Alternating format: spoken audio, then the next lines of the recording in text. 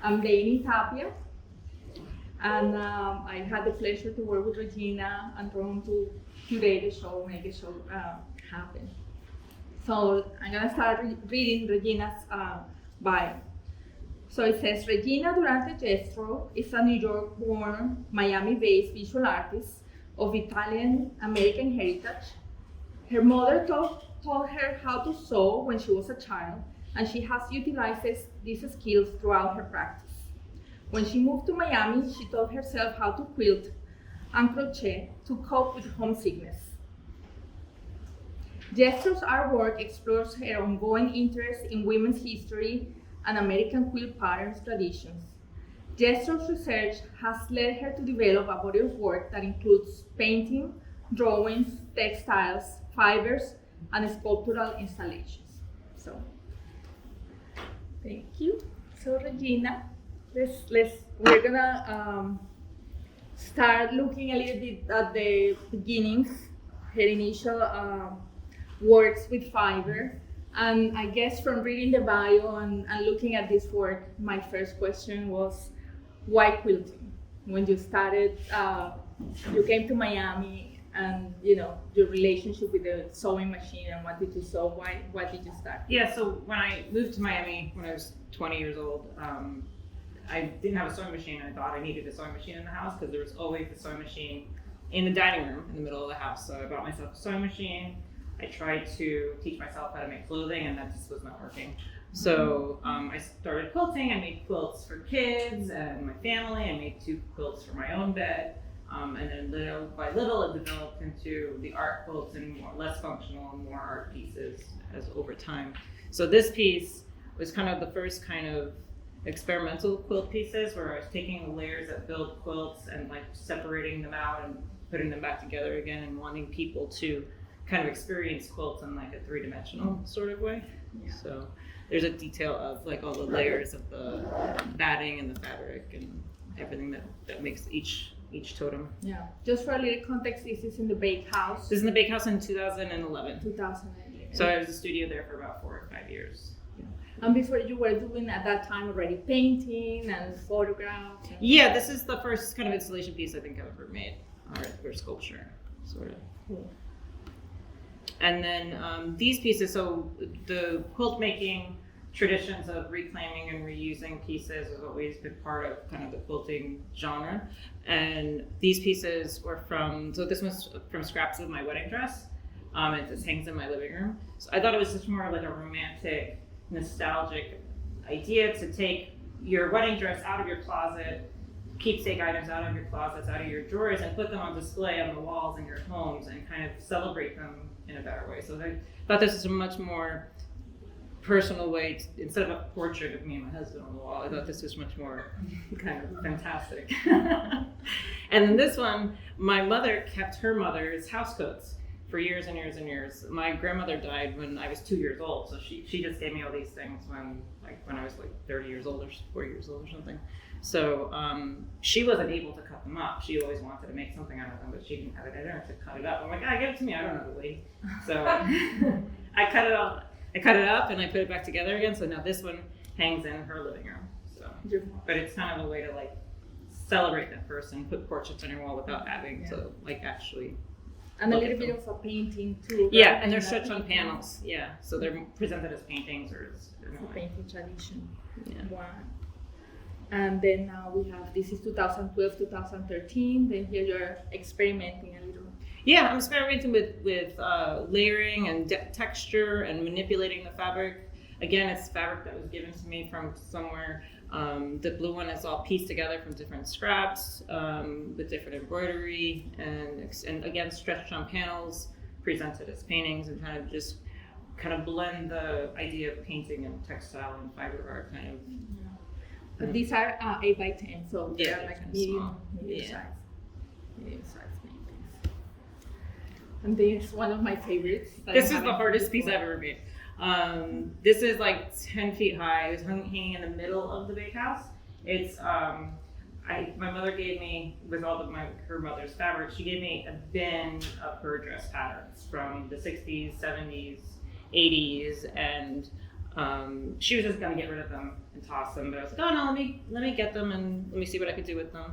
So I took, I don't know, a tiny bit, like 10% of her entire collection, and I glued the patterns down to vellum, and then I painted the vellum, and then I screen printed little moths on them. And I try to take ones with doodles, so the doodles on there are like her drawings, there's phone numbers, there's like random notes on things.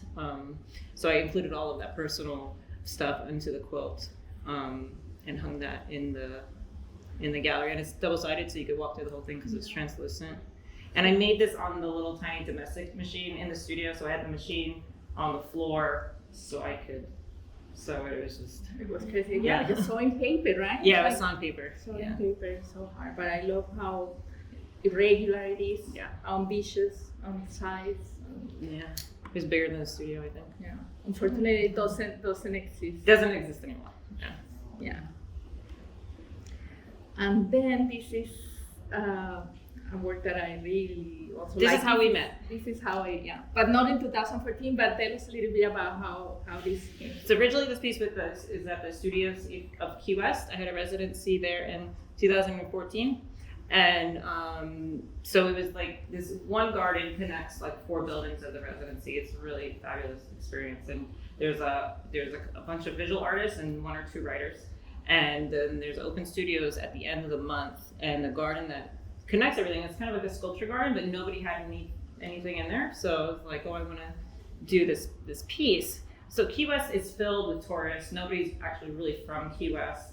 And there's people that retire there. So when we went to the flea markets and yard sales, there were a bunch of men's dress shirts and dress wear because everyone just get rid of their fancy clothing because it's Key West. Everybody's on vacation. So I took a lot of their dress shirts and I sewed them into these like mushroom flower pieces and scattered them in the garden and asked people to take them home with them. Mm-hmm. So it was kind of this, that's why I called it invasive species, because it was all these people that came to Key West. There's snowbirds that come in and out all the time. So it's kind of the idea of like getting these out into the world and circulating everywhere. So, yeah. And then I did it again in Doral, and I did it at Fountainhead, and I did it at So the first time I saw that piece, that's how I kind of knew Regina a lot about her work. I was in, I think that was 2018, and then that was at the Fountainhead. They invited her to do this installation in the front of the Fountainhead residency, and there was a curator conference that came for visit, and this was, welcoming people from the garden. Everybody can take 1 or 2 because there were plenty, and it was so nice and festive. And then later we got to do it in Doral for the Doral Contemporary Art Museum for the opening of one of the parks, and people, loved it. They couldn't help. That was probably the most successful. The kids and the families. It was just something that you can take home and then put in. So it's always so generous when the artist does something that. And the other thing is that then there is the quilting. Yeah, that's always kind of part of it. It's so much. So, and this is the last functional piece I made. So this was on my bed until a couple of years ago. So this is just connected to like my love of pattern and chevron. It's very connected to a lot of the work here, just pattern wise, and it's the last domestic and it's thing. Very big too. Yeah, and it's queen size. Yeah. And then this piece is from the Deering estate during COVID. So during COVID, I was before COVID, I was invited to do an installation at the Deering estate, and I was supposed to be a little bit more involved with the trees. But then when COVID started, and we needed to keep distance from each other, and the project was still going to happen, I wanted people to experience it still, but in a safe kind of way that everybody could go outdoors and kind of enjoy the piece. So I placed each of the tiles 6 feet apart in this triangle formation to repeat the same triangles in each tile. I fabricated the mold, and then we had them, because I can't pour concrete, I had somebody pour the concrete and make the tiles. And then Keira and I and Dainy and Sophia from gallery, and I don't know how many helpers, but we took we sealed them, we painted them, we moved them from one side of the property to the other side of the property, and it's all heavy concrete.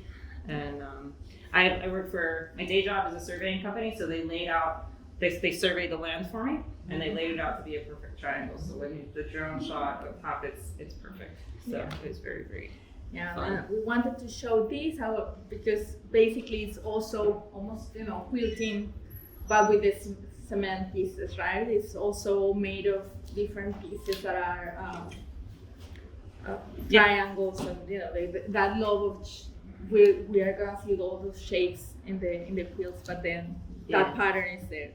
Yeah, and the colors here were supposed to represent like the sunrises and the sunset of the Daring Estate. Yeah.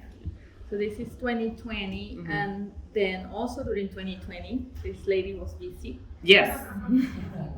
So originally, Ulite has a Walgreens windows, 2 sets on Collins Avenue, and I was originally invited to do 1 set of windows, but because of COVID, the other artist needed to be delayed, so she got to do it later on, but she couldn't do it at that time, so they asked me if I could do both windows, and I'm like, sure. So I got to do both windows, and I was thinking about how people experience those windows, and it's not like a direct contact. They weren't going to have an opening. People don't stand in front of them and stare at them. People drive by and they walk by really quickly. So I wanted people in their cars to see the windows and be like, oh, that's kind of cool. The lights rotated all different color light bulbs. And then the vinyl on the glass is kind of, when you're walking past something, the vinyl on the glass, and because the depth of the window is so big, the stripes on the wall kind of move at different ratios. So when you're walking past it, everything kind of moves in different ways. So I was thinking a lot about how people would experience something as they're moving by it. So. And we're gonna talk a little more about how you went from this to the Americana series, but then we see the clues of the working with the patterns and the triangles and putting things together. So this is kind of the timeline how this project kind of got created. So there was a lot of turmoil, a lot of bad things were happening, the riots, the people dying just from COVID, and we were locked in our studios, or a lot of artists were locked home, and just watching the news, researching different things. So as I was learning about racial history in America and trying to tie things together and learn my place in American history, that's kind of how this project got realized. So we're gonna go through the more details, but let's just start with the travel.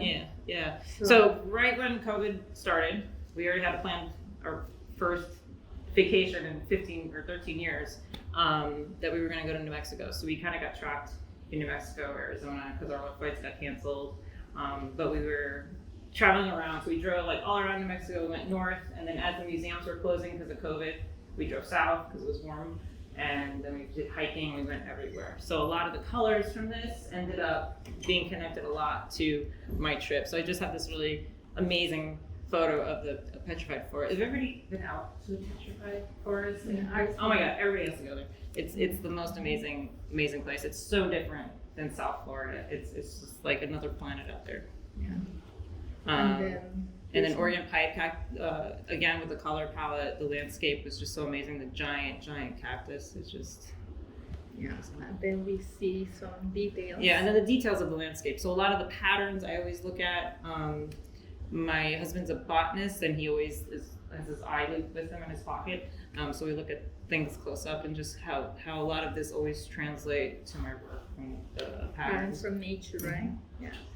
Regina was telling me, well, we did a lot of hiking, so I look at I'm like, well, I love hiking, but I probably wouldn't pay attention to the form. So this definitely is particular to her practice. And then during COVID, I made probably over 400 masks for sale, for free, for my coworkers, for artists, for trade. I just made tons and tons of masks, shipped them all over the place. And then these particular ones I had scans from or photographed from old paintings and made fabric from my old paintings to make masks. So basically the mask got you back to the sewing machine after you have been working on these projects that had nothing to do with sewing.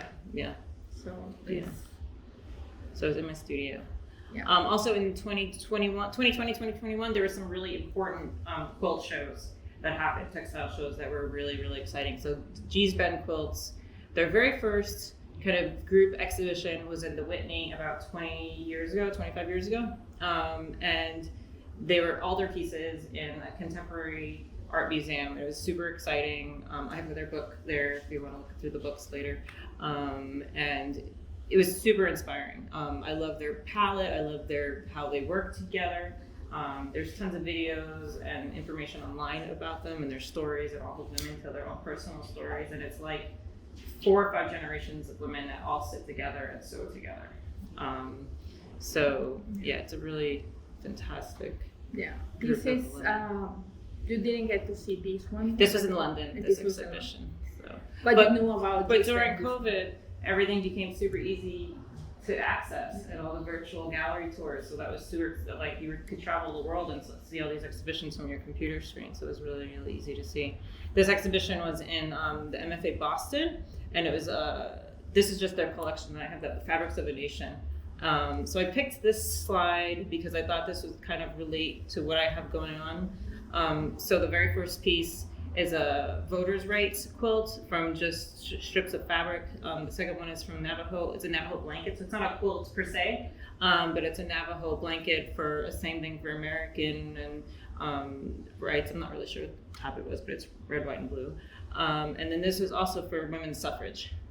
So there's a bunch of people's names on the piece, hand embroidered, either people that donated to the cause or worked for the cause, or it was just their names are put on there to honor them. So, yeah. So that also in a way the 100th anniversary of the suffragette movement. Yes, that was the same year. Also kind of probably brought that to surface. Yeah. And then this again, the Whitney had a show in 1971 of quilts that were collected from Pennsylvania and New Jersey, so some Amish pieces and some pieces from around there, and none of those women was given any credit. They were just like quilts from this town, maybe quilts from this area, but not women, not their names, not anything specific, not their family name. So they lost a lot of that information, and it was the 50th anniversary, so the International Quilt Museum had the same exhibition with the same pieces. They hunted down all the pieces and got them all together. And they did research, and they found some of the women's names, but they could narrow it down at least to families or to the generation, or and then they had a lot of information. They had TV screens, and they had lots and lots of talks around it too. So it was lots of information that they had. So what we were trying to show is how Regina has been always or over a long time thinking of quilts and quilting, and then all the events of 2020 happened, and then the time in the studio, and then all of this research is kind of bringing her to, we have some more contemporary, but all of that research is gonna. So I have a couple of slides of contemporary influences. So Bisa Butler, Pam just acquired a piece of hers, and I wanted to show you how she creates her pieces in a way where that I thought was the most interesting about what she does is she takes important figures from American history, takes their photos, and then recreates them in a beautiful color palette with all sorts of fabrics from. And people always have to ask her, is there any paint there? Yeah, no paint. So just quilting. Yeah, just quilting. Yeah. Great. So I love how she researched the peoples and how she honors the people. Each quilt has this really amazing story when she makes them. Yeah, and then also a very important show that's still maybe up at the new museum in New York is Faith Ringgold. I couldn't find a really great photo of this piece, but this piece is like 6 or 7 feet high, and it's 3 apartment buildings with 3 different stories about like how they were destroyed or how families lived in them and what was going on in the buildings. And then. So she was making really amazing quilts. She's also a political artist. She makes posters, and a lot of everything that she does is politics. It's politically based. A lot of storytelling. And storytelling, in her quilting. Yeah. All these lines are text. All these lines are text from her stories that she writes. So. And then also Keira Dominguez Holden. I watched a lot of talks from her, and I was super inspired because she takes different aspects of her heritage, of her life today, of her parents' history, some residency. She learned techniques of her grandparents for weaving, and incorporates contemporary textiles and contemporary materials. So she's like, for a hobby, she's a rock climber, and she uses the ropes from rock climbing in her pieces. And I just love how her approach to making these pieces. So that was a huge influence. And then Victoria Finley Wolf. I just love color palette, how she explains how she puts her pieces together. She uses this pattern as the wedding rings pattern, and she uses it a lot. She just, every single time it's a different story, it's a different thing that she talks about, and she started doing digital imagery and incorporating more self-portraiture. But I just loved her palette and her patterns and how she incorporated color in the work to tell her story. Victoria Finley Wolf. And then we come on how you started the Americana. So when COVID started, you couldn't go anywhere, and I tried to go to Goodwill, but it was a little scary because of COVID and everybody was still kind of congested in there. So I had some secondhand fabric, and then I ordered a bunch of fabric online. So I ended up with about 45 colors that I wanted to kind of incorporate as many skin tone colors as possible to kind of make these American flesh tone skin tone pieces originally. Yeah. So with everything that's going on, with the riots and with the police shootings, I wanted to make a political piece, but not make it like red, white, and blue. And I didn't want to. I wanted it to be for the people of the people. So. Yeah, reflect how the variety of we really are. And this is the first for the series. This is how it started. So they're on panels. They're already sort of irregular, and this is just kind of this is where they started. This was the first pieces. The first. And then this is one of the bigger pieces, and it's at the airport. So I just thought it's like the most amazing place to show your work because you get all these amazing selfies of people in front of them. And again, this is on a panel, and it's number 10 out of 70 something. So these already the shapes are kind of wanting. Yeah. So the pattern is like a log cabin. It's a traditional. I think it's similar to that one. It's like a traditional block. Usually starts with a red center, and it just gets built up from there. Sure. Yeah. So this was part of the an open call that the gallery at the Miami airport made an open call for artists from Miami during COVID. And then Regina, together with 13 other artists, was selected for, they acquired the work, which was great. And then it's there. It's going to be there probably for a while in display. So. Yeah. After about a year of doing the pieces with just kind of solid colors, I was getting bored and wanted to incorporate more texture and more of myself.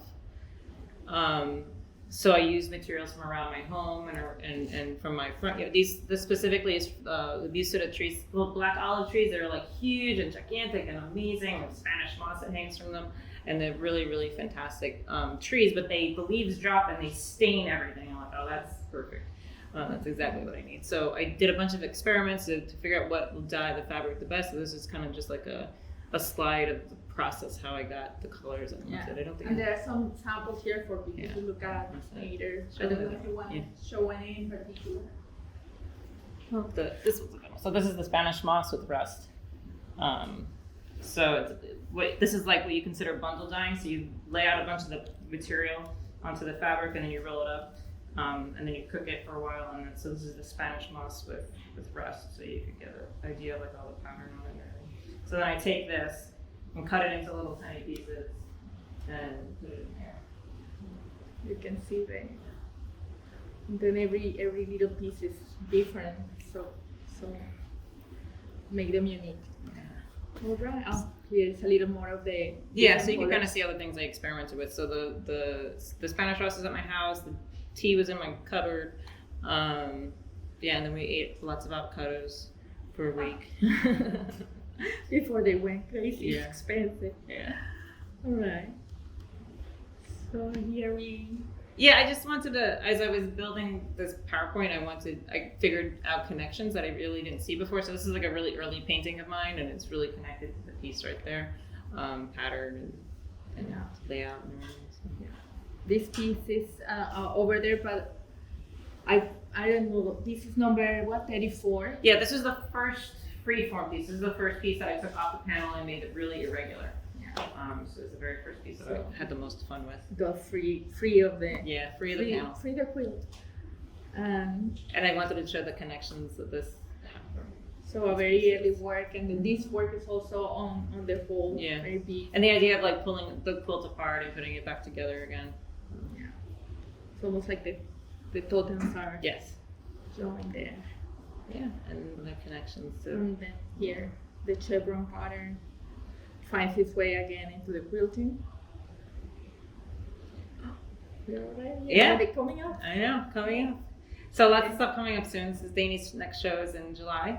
I have a residency in Wyoming coming up where I'm gonna experiment with more three-dimensional pieces and making working with the landscape there and seeing what I could use for dyes and different materials out there in Wyoming.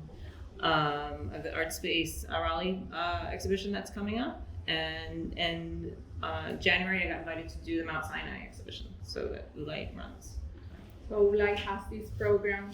Yeah, Ulay has a collaboration with Mount Sinai, so right now Jen Prince is installing this week, so that's going to be really exciting, and it's really great because it's up for a very long time.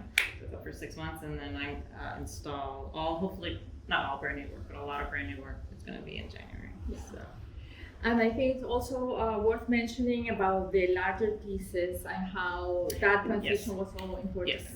So last year I was amazingly lucky enough to get an Ulay Ellie's creators grant to get a larger sewing machine, and so I got a long arm sewing machine. It arrived in January from Ulay's grant, specifically for equipment to make larger pieces. So I wouldn't have been able to make that piece or that piece without the Ellie's grant that I got. So it's very exciting. So we got the premiere of the larger pieces over here. Yeah. And she had 2 new pieces Yes. that are going to be in that show, and then in LNS, and then on the Mount Sinai, it's all all going the to be big pieces. no big pieces. Yeah.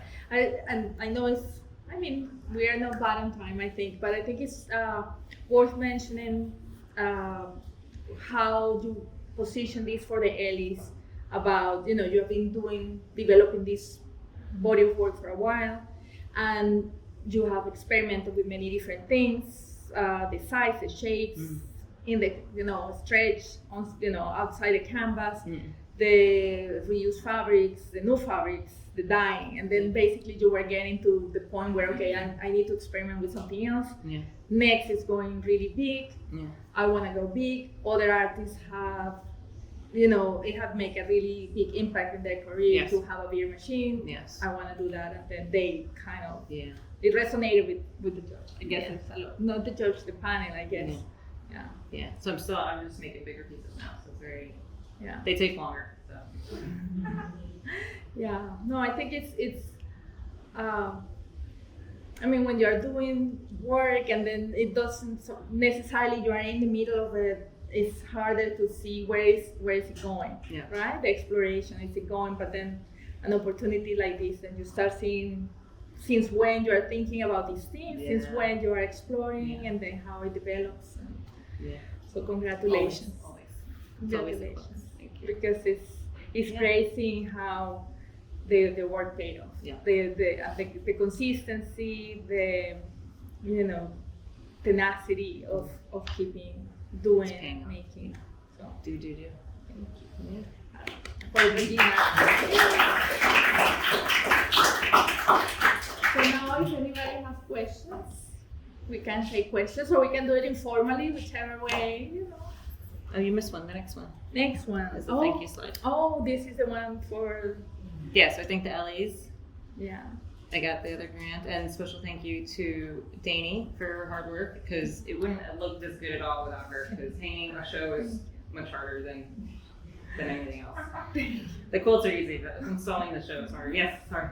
Oh, I might have missed that part, but how did you come to be really interested in underappreciated historical American groups like the G's Band and the Navajos and stuff like that? Just through my research, I think when I saw the G's, I didn't see the G's Band show in the Whitney because I was too young and not interested. I was like a teenager, I think. But just through the patterns, I really loved their geometry, and I started collecting their books. And then little by little, from all the riots and all the horrible things that were happening in 2020, I started researching race history in America, and then how quilts are kind of related to protests, and how quilts and textiles in general are related to the home and to women's rights and to women's history, and how everything is all connected. So and then how things were made I got really interested in how the Navajo did the weavings, but they also learned quilting from the settlers that were coming in and how they would trade techniques and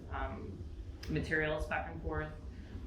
Europeans came in, brought their materials. The Japanese came in, brought their silks and their materials, and just how I don't know how I got into it, but like the more I dug, the more kind of crazy I got with how America is built with all these different cultures from all these different places, and how like the quilt is really symbolic of how America is like filled with all different people and all different influences, and it's just they came all together.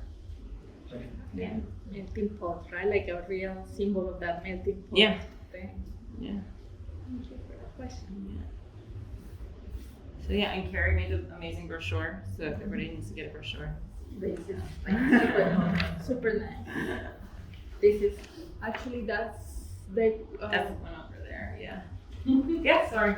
Can you talk a little bit about your relationship with working with Dainy as your curator, and like how that process, like how you initiated it and how it came about, and how I think how for this exhibition, I think Ron asked Dainy, it was chick Gina, like, what do you think of her? and Dainy said she's amazing. So that's how that started. And then I asked her, hey, I need help because it's a lot of work, and hanging a show is a lot of work, you know. And I haven't this is like the first real solo show I've had in a very, very long time that's bigger than just like 10 feet on the wall. So I know I needed help, and I knew that she was passionate and excited, and she's helped with other installs, she's helped with my friends' installs. So I knew that she was rock solid. I said, please, please, please. And she made the time and made it work. So yeah, and install with her was fantastic. So if anybody needs a curator, she's long. No, but I want to chime in here because I think, you know, from my point of view, this is something that in my head started a while ago. Since I saw Regina's work for the first time, and then I, you know, liked the work, connected with it. Then there was an opportunity at the Doral Contemporary Art Museum, and then, you know, we needed an interactive piece. And then I thought of that, we worked together, and it, you know, Regina's like on time, ready, you know, super energetic, that went super well. And I had worked with Keira, which is also, you know, it was an amazing opportunity for me. And then helping Keira install something, Regina was there. And then I started knowing more about her work. During the pandemic, I see how active she has been, you know, really working, and I loving the work. And then also talking about why the work came to be, you know, like trying to understand and having that really connecting with the work. And then there was a show at the another show at the Doral Contemporary Art Museum that happened in March 2021, where I had the opportunity to invite 10 women artists to show. The Doral Contemporary Art Museum is a small institution. There is not a lot of time or resources, so it was something that had to happen really quick.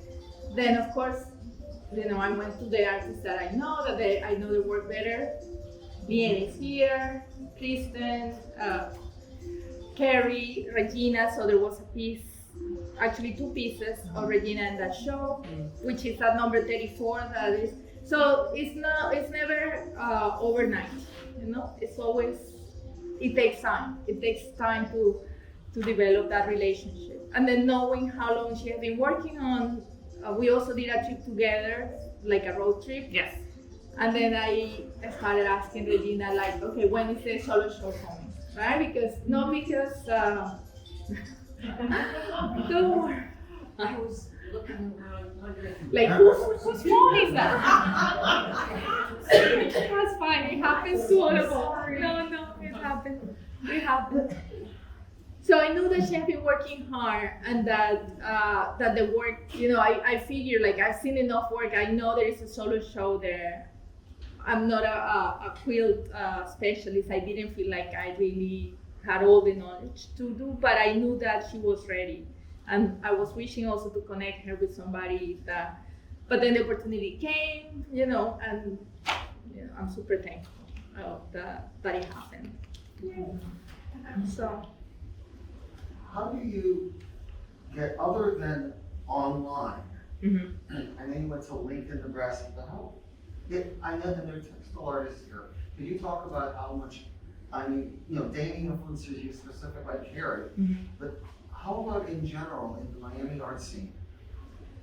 How you feel supported or influenced, or isolated from it? Well, during the pandemic, I'm part of, I joined a group called SACO, it's the Studio Art Quilt Association, and they had amazing talks online. They collaborated with multiple textile institutions across the United States. So each institution would take turns about giving talks and giving information. So I learned a lot just from those conversations, and then they had links, and I would follow the links and go into little rabbit holes of amazing information. And so a lot of that came from online. In Miami, there's a fiber group called FAMA, and everybody does something different, so it's really good. I don't know how many people are like me in that group, like making quilts, per se. There's a lot of weavers and a lot of people who dye, and there are some quilters and a lot of three-dimensional artists are in that group.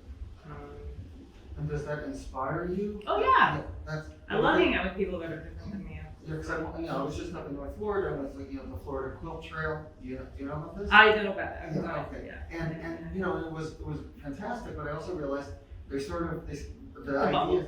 It's a bubble. It's a bubble. Yeah. But it's sweet and it's following. You can see different techniques and different people, and I love talking to those quilt ladies and their own different things. And even watching talks from the women in G's Bend, they talk about their work in a different way too. It's some of them. The original women would say that the collectors all like the ugly quilts, but they're like the most beautiful quilts to somebody else, So it's like what they considered the best, the collectors weren't interested in. So it's like this balance of what's popular and what one person likes, Yeah. And then, I don't feel isolated, but I think the pandemic was really able to open up things. There was a lot more virtual things happening out there. And we got more reference, more people. Yes, we're connecting the dots. Yeah. Super. There's a cute slide. Oh, so that's why I don't make quilts for myself anymore, because I have 2 dogs and we dog sit this guy sometimes.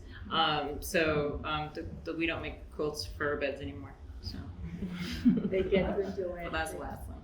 Yeah. Bed dogs. Can you talk about your process? Because I remember you mentioned some of the smaller works or some sketches for other ones, or if there's any like drafting drawings before, or if this happens while you're in the machine. Yeah, I've always kept kind of active sketchbook for a long time. So in the show are kind of the nicer pieces without the doodles and the measurements and random things on it. So if you haven't seen the show yet, on the very end of the hall, there's some pieces of my sketchbook that are on the wall. So you kind of see how they really start really small, and then next to them are a little bit bigger when I start including colors and fabric, and I sew them on paper, and then I get a little bit bigger. And when I'm solid with what's going on in something that's kind of manageable, and that's when I get a big piece. Because the bigger pieces take so long, and they really take a lot of time to focus, and just because it's a lot of cutting and a lot of sewing, and then a lot of cutting, a lot of sewing. So I really need to know what I'm doing before I get this big for the bigger pieces. Except for this one.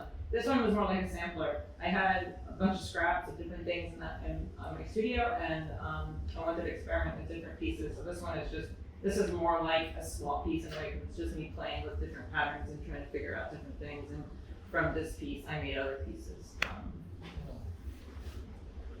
Super. Thank you. Thank you, everyone. They've been wonderful.